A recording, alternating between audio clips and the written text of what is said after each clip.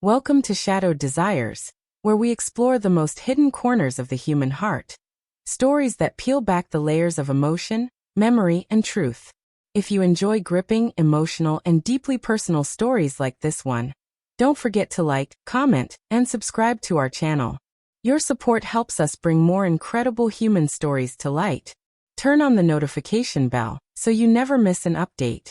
Now, let's dive into today's story. That night felt heavier than usual. A Thursday, too quiet, too still. The kind of night that hums with thoughts you can't quite escape. I lay on my back, eyes tracing faint shapes made by the moonlight on the ceiling. Every creak of the house felt amplified. Every sigh of the wind seemed to whisper something unspoken. Thomas, my husband, had been away on an extended business trip, 2 months in another country. It had already been 3 weeks since I'd last seen him. The silence of the house wasn't peace anymore. It was absence. And loneliness has a way of crawling under your skin when there's no one around to stop it. That's when I heard the door creak open. At first, I thought it was the wind, but then a shadow moved across the hallway light. Mom. It was Ethan, my 19-year-old son. His voice was soft, uncertain. He stood in the doorway, one hand gripping the frame. Even in the dim light, I could see the tightness in his shoulders. The way his body seemed both restless and lost. Ethan, I said, sitting up slightly. What's wrong? He didn't answer. He just lingered there, as if unsure whether to step forward or walk away. Then finally he said quietly, "Can I talk to you?" I motioned for him to come closer, and he sat on the edge of the bed, stiff, distant, his hands clasped tightly. I could tell something was weighing on him. He'd always been quiet, but tonight his silence felt heavy. "Ethan," I said softly, "you can tell me anything. What's going on?" He swallowed hard before answering. It's hard to explain," he murmured. "I've been feeling different. Lost. I don't know what to do with it." My heart tightened. I'd seen changes in him lately. The sleepless nights, the short temper, the way he stared off into nothing as if haunted by something only he could see. Different how? I asked. He hesitated, then whispered, "Since Dad left for the trip, it's like everything went quiet. I can't focus. I feel angry all the time, but I don't even know why." I exhaled slowly. "You miss him?" He shook his head. "It's not just that. I keep thinking about things I said to him before he left. Stupid arguments. Things I wish I could take back." The words trembled out of him, and for the first time, I saw the boy behind the man he was becoming, scared, uncertain, hurting. I reached out, gently resting my hand on his arm.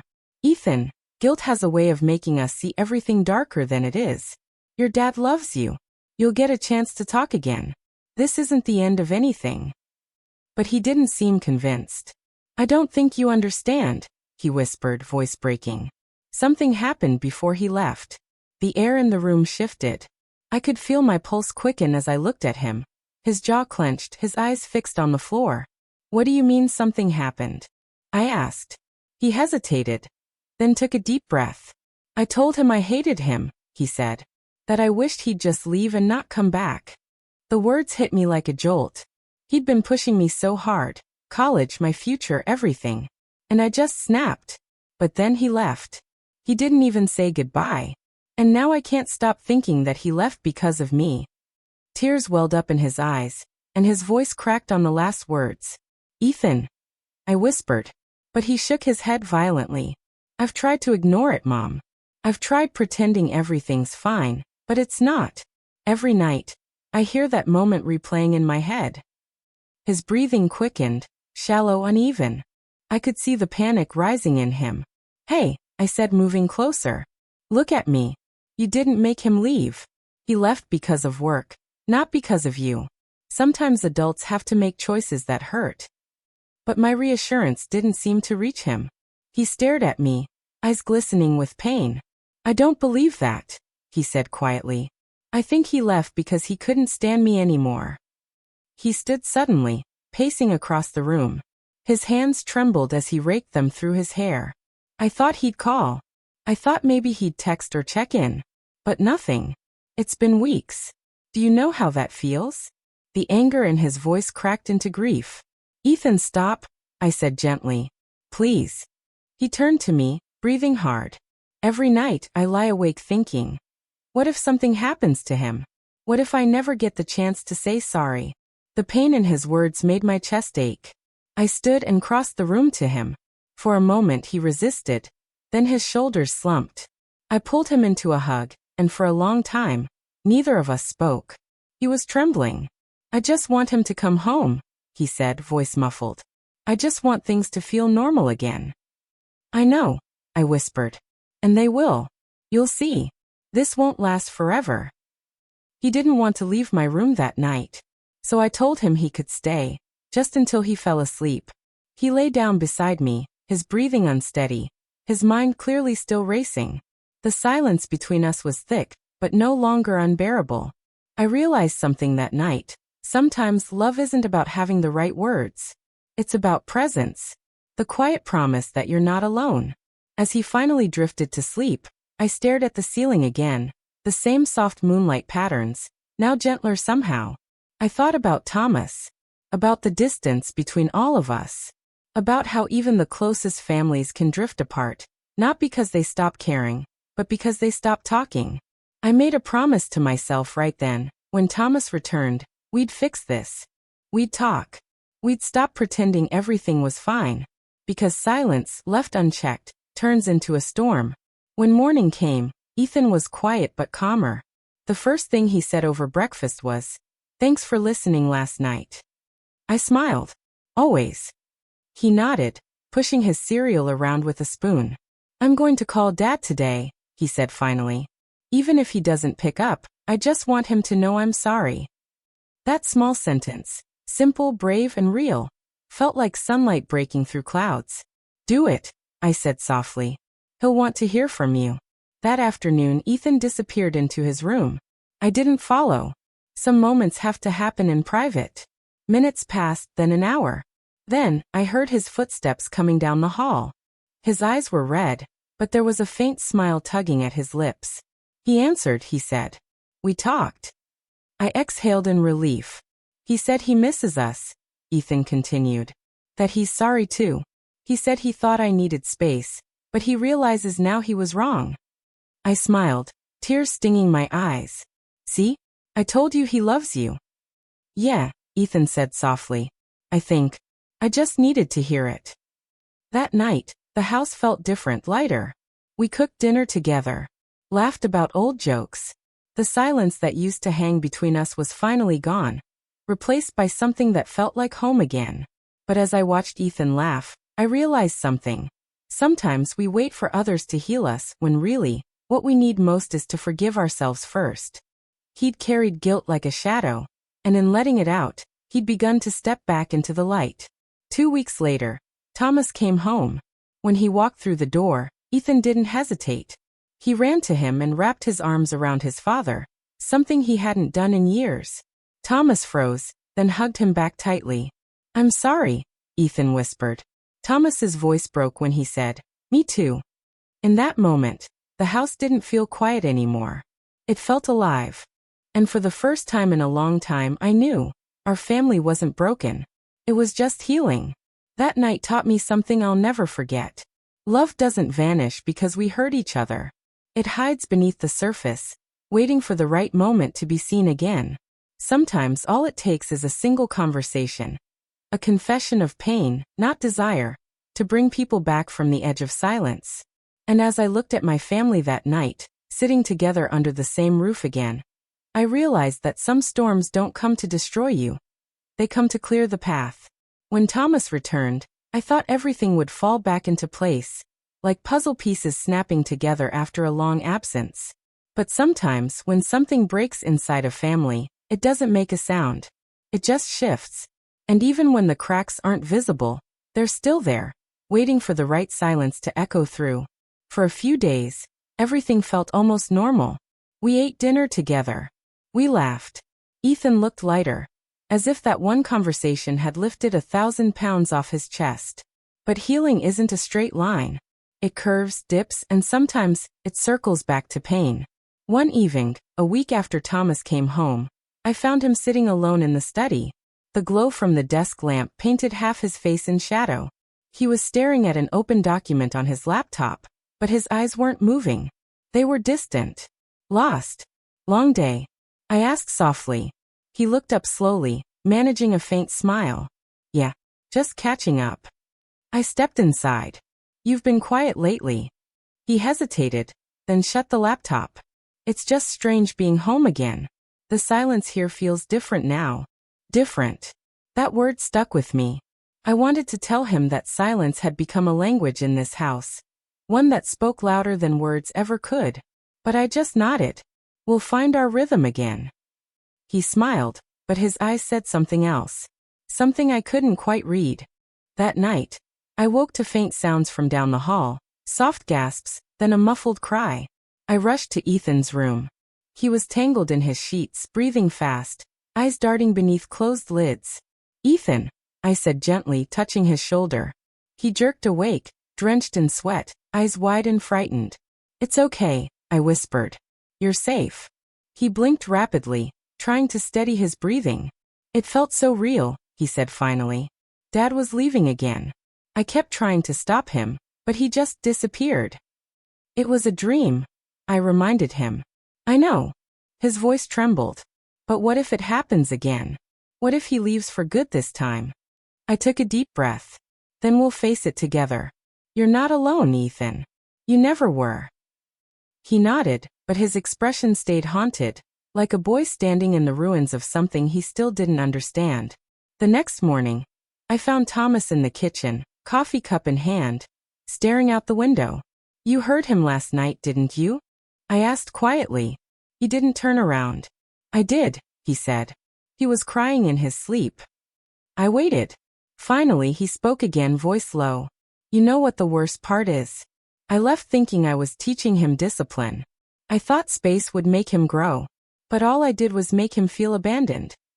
His voice broke slightly on that last word. Thomas. He shook his head. No, it's true.